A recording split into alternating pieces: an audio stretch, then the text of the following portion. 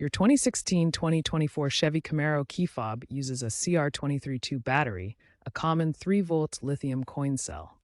When your fob's range decreases or the car displays a low battery warning, it's time for a replacement. To replace it, gently pry open the fob using a coin or small screwdriver at the seam, usually on the side or back. Take note of the battery's polarity before removing the old one. Insert the new CR232 battery with the correct orientation. Snap the fob back together. Test the key fob's functions to ensure it's working correctly.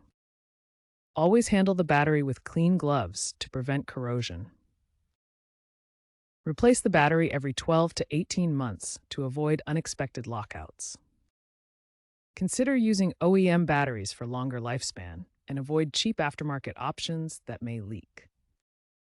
Many newer vehicles are shifting toward app-based systems or rechargeable batteries, potentially reducing the need for manual replacements. Stay updated with Chevrolet's official resources for any firmware updates that may improve battery life or security features.